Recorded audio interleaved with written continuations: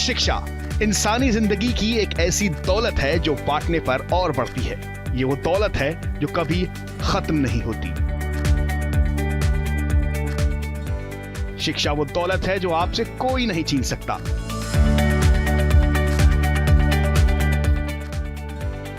इसी सोच को आगे बढ़ाने के लिए गोवा में भारत सरकार द्वारा क्यूएस इंडिया समिट 2023 करवाया जा रहा है,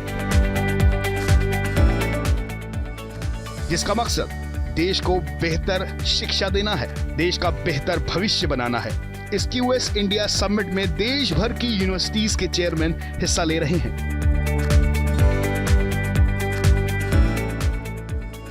इसके अलावा केंद्रीय मंत्री मीनाक्षी लेखी, अर्जुन राम मेघवाल, गोवा के शिक्षा मंत्री और गोवा के मुख्यमंत्री प्रमोद सावंत भी शामिल होंगे।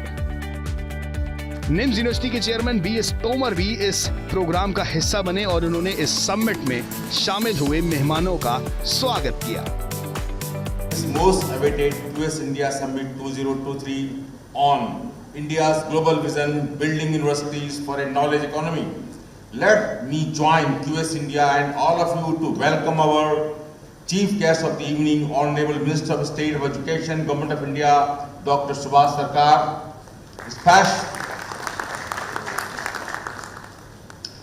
Special guest of today evening, Honorable Minister Shri Arjun Ram Jagrawal is on the way from the airport. The special guest of honor, Honorable Minister of State for External Affairs and Culture of India, Srimati Meenakshi Lekhi ji, along with all other participant dignitaries. Let me congratulate QS India, Jessica Turner, CEO QS. आपको बता दें कि इस summit में न सिर्फ भारत की universities ने हिस्सा लिया है, बल्कि विदेशी यूनिवर्सिटीज ने भी इस प्रोग्राम में शिरकत की है। Dr. Ashwin Fernandez, Regional Director, Middle East, Africa and South Asia. Professor John Freshwater, Vice Chancellor, University of Auckland, New Zealand and host of this event.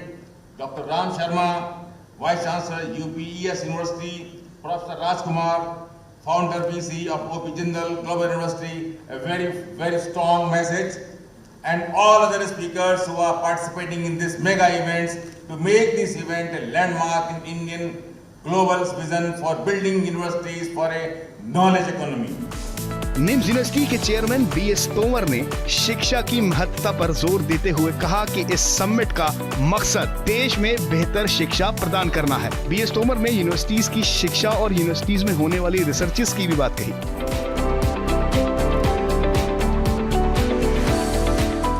We all are here to discuss on how strong universities can facilitate and boost innovation, research and overall economic growth of the India and globally. Recently, following on footprint of India's global vision, India has achieved remarkable progress towards building university at par excellence with global universities by launching National Education Policy 2020 under dynamic leadership of our Honorable Prime Minister Narendra Modi ji. NIMS के chairman BS Tomar ने आत्मनिर्भर भारत का जिक्र करते हुए कहा कि राष्ट्रीय शिक्षा नीति 2023 ने भारतीय उच्च शिक्षा प्रणाली के लिए एक नई कल्पना को साकार किया है।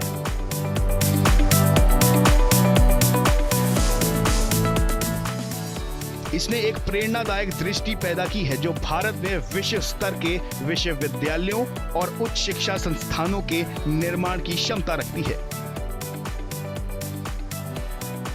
Honorable Prime Minister Modi ji has said, Atmanirbhar Bharat is not about being self-contained or being close to the world.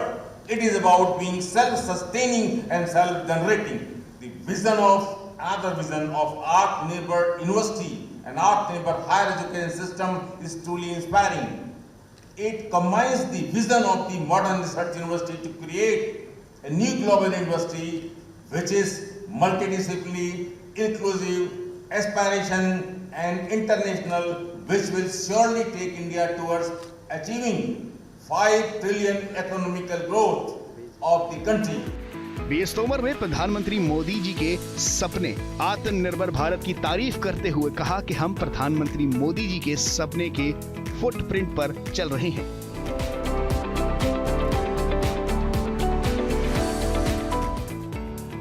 उन्होंने भारत में शिक्षा के बारे में बात करते हुए कहा कि भारत वो पहला देश है जहां दुनिया की पहली यूनिवर्सिटी बनाई गई थी। शिक्षा भारतीयों की रग रग में है, जिसे तराशने की जरूरत है। अगर इस पहलू पर काम किया जाए तो भारत विश्व स्तर पर शिक्षा में सबसे आगे होगा।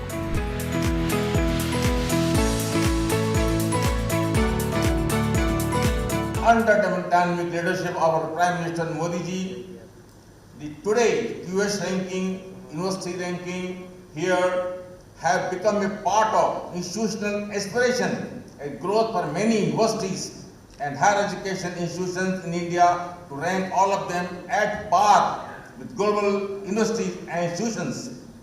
India education system is one of the oldest systems, as Professor Ram has told, that we have to go back when we were from the Vedic time, Nalanda and Takshila, where there were prominent institutions, very old days. Charak and Sushastra were the ancient Indian physicians and surgeons. They were the father and foundation of the Ayurveda and modern medicine. So the Indian culture of this education is very, very old. अपने भाषण के आखिर में निम्स के chairman BS Tomar ने quality education की बात कही, जिसमें उन्होंने कहा कि यूनिवर्सिटीज न सिर्फ युवाओं को एजुकेट करती हैं बल्कि देश को आर्थिक तौर पर भी मजबूत करती हैं, क्योंकि नेशन एजुकेटेड होगा तभी समाज विकास की इबारत लिखेगा।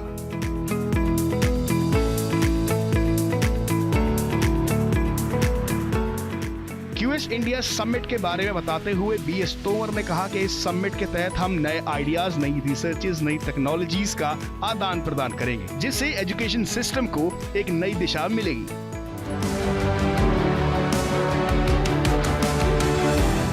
Universities are the backbone of a knowledgeable society. They not only make they not only make educated individuals, they shape their character, building a knowledge economy. The university, being its foundation, will surely build a society that has ideas, skill, talent, opportunities, and advancement. I am sure this event will be a better platform where we can exchange ideas, discuss the best practices, and unveil the new opportunities of strategic collaboration to ensure a progressive educational interface for all. इस summit में मंत्री अर्जुन राम मेघवाल ने अब चाणक्य का उदाहरण देते हुए शिक्षा की महत्व को बताया। मंत्री अर्जुन राम मेघवाल ने चाणक्य का उदाहरण देते हुए शिक्षा की महत्व को बताया। उन्होंने बताया कि कैसे राजा को चाणक्य अपने ज्ञान से प्रभावित करते और चाणक्य की सोच का अहम मकसद क्या था। मंत्री जी ने कहा कि हमारी भारतीय ज्ञान नॉलेज इकोनॉमी पर ही आधारित है। एक बार एक चाइनीज लेखक चाणक्य के पास जाता है। चाणक्य कोई राजा नहीं था, वो हमारे किंग को गाइड करने वाला आदमी था। अब वहां पे एक चाइनीज राइटर जाता है और वो काम करते रहते हैं चाणक्य। वो पूछते हैं कैसे आए? बोला मुझे कुछ पर्सनल काम है, I want to discuss something personal. तो चाणक्य ये काम करता रहता है, लेकिन एक दीपक जलता रहता है, अंधेरा सा रहता है। लेकिन अचानक वो दीपक को बुझाता है और एक नया दीपक जलाता है और फिर उसको बुलाता है चाइनीज को। बोलिए क्या काम था भक्ते जी आपका? उन्होंने कहा ये मेरे समझ में नहीं है, आपने ये पहले वाला दीपक बुझाया क्यों और नया वाला दीपक जलाया क्यों? उन्होंने कहा जो पहले वाला दीपक था वो सरकारी था और काम भी मैं सरकारी कर रहा था, तेल सरकारी, दीपक सरकारी, बाती सरकारी, और मैं भी सरकारी काम कर रहा था। आप पर्सनली डिस्कस करना चाह रहे थे ना, इसलिए अब जो मैं तेल जलाया है, दीपक जलाया है, ये मेरा खुद का है। इसलिए ऐसे चाणक्य हमारे इंडिया में पैदा हुए, हमें दुनिया क्या सिखाएगी? अर्जुन राम मेघवाल ने क्वालिटी एजुकेशन पर बात की और बताया कि अगर देश में क्वालिटी एजुकेशन सिस्टम होगा तो देश तरक्की करेगा। वैल्यू बेस्ड एजुकेशन ये हमारा पिलर है अभी न्यू एजुकेशन पॉलिसी में। इसलिए हम गुड ह्यूमन बीइंग पैदा करेंगे, और जब गुड ह्यूमन बीइंग होंगे तो देश अपना आप आगे बढ़ेगा, देश तरक्की भी करेगा, दुनिया को भी राह दिखाएगा। ग्लोबल लीडर भी इंडिया बन सकता है। एजुकेशन के मामले में इंडिया की ताकत बहुत ज्यादा है। मंत्री अर्जुन राम मेघवाल ने इस बजट में नेशनल डिजिटल लाइब्रेरी का भी जिक्र किया और साथ ही इंडस्ट्री 4.0 के बारे में भी बताया। नेशनल डिजिटल लाइब्रेरी सभी देशों को जोड़ देगी, एजुकेशन का काम भी करेगी, रिसोर्स भी पैदा करेगी। और एक दूसरा विषय में यूनियन बजट में कहा, इंडस्ट्री 4.0, इसका जिक्र किया। 5G का भी जिक्र करते हैं, तो 100 लैब जिसका जिक्र सुबह सरकार कर रहे थे, लेकिन इंडस्ट्री 4.0 क्या है? जब इंडस्ट्री 1.0 हुआ तब हुआ जब इस संसार में स्टीम का आविष्कार हुआ, तो लोगों ने कहा ये इंडस्ट्री 1.0 है। और जब इस संसार में इलेक्ट्रिसिटी का आविष्कार हुआ तो इंडस्ट्री 2.0 लोगों ने कहा। और जब इस संसार में इंफॉर्मेशन टेक्नोलॉजी का आविष्कार हुआ तो इंडस्ट्री 3.0 कहा। और अब इंडस्ट्री 4.0 पूरे वर्ल्ड में ही चल रहा है, इंडिया भी अलग नहीं रह सकता। इसलिए हमारे यूनियन बजट में प्रावधान भी किया, काफी पैसा भी रखा इंडस्ट्री 4.0। इंडस्ट्री 4.0 में 3-4 पिलर हैं, artificial intelligence, robotics, 3D printing, ये मशीन लर्निंग, ये सारे जो चीजें हैं ये पिलर है हमारे इंडस्ट्री 4.0।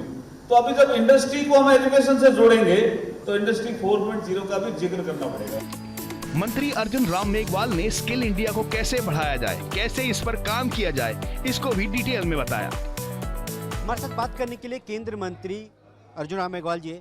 सर, लगातार प्रधानमंत्री कहते हैं सबका साथ सबका विकास, और G20 समिट जो गोवा में हो रहा है आपने भाग लिया है, किस तरीके से बच्चों को उत्साह करेंगे? और जिस तरीके से अगर बात की जाए तो जो नई शिक्षा नीति आई है, देखिए हमारे जो एजुकेशनल इंस्टीट्यूशन है वो ग्लोबल बेंचमार्क पे स्टैंडर्ड मेंटेन करे, उसके लिए समिट है। लेकिन उसमें मेरा ये कहना है कि हम अगर गुड ह्यूमन बीइंग पैदा नहीं करेंगे तो एजुकेशन का भी कोई महत्व नहीं रहता। इसलिए वो इमोशनली बैलेंस्ड होना चाहिए, जो एजुकेशन लेकर के बाहर निकले सोसाइटी के लिए, मेंटली फिट होना चाहिए, फिजिकली फिट होना चाहिए, तभी वो सोसाइटी को लीडरशिप दे सकता है। इसलिए खाली इंफ्रास्ट्रक्चर किसी का अच्छा है और स्टैंडर्ड मेंटेन कर रहे हैं, मैकेनिकल पढ़ा रहे हैं, वो महत्व नहीं है।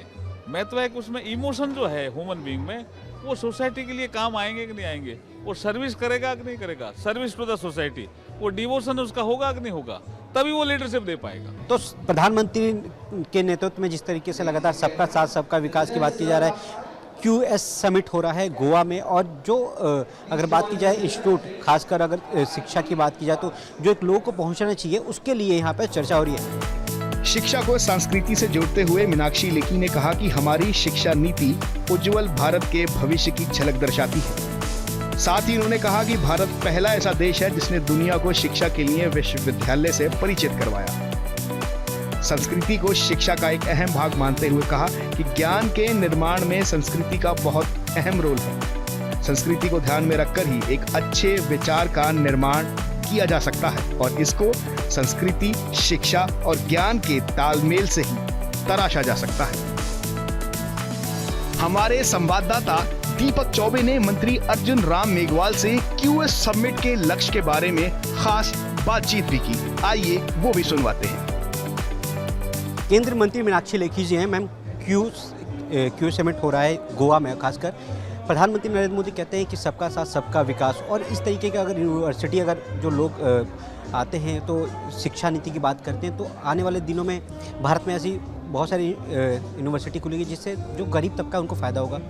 देखिए, QS रैंकिंग सिस्टम है और पहले दुनिया की रैंकिंग सिस्टम के अंदर भारत की यूनिवर्सिटीज़ कहीं आती नहीं थी, मगर अब पिछले 6-7 सालों के अंदर जिस प्रकार से इस पर टारगेटेड तरीके से काम हुआ कि भारत की यूनिवर्सिटीज़ की वो पहचान बने कि QS रैंकिंग के अंदर जो टॉप 10 इंस्टीट्यूट्स हैं, टॉप 5 इंस्टीट्यूट्स हैं, टॉप 100 यूनिवर्सिटीज़ हैं, टॉप 200, उसके अंदर भारत की यूनिवर्सिटीज़ का नाम बने और लगातार उससे कम्पीट कर मेहनत करके सब अपनी अपनी जो छोटी मोटी कमी पेशी है उसको दूर करके उन रैंकिंग्स में अव्वल दर्जे पर आए। और भारत विश्वगुरु इसीलिए कहाता था क्योंकि यहाँ पर शिक्षा ज्ञान सबके लिए उपलब्ध था, और वही शिक्षा और ज्ञान उपलब्ध हो और सब लोग इकट्ठे होकर उस शिक्षा के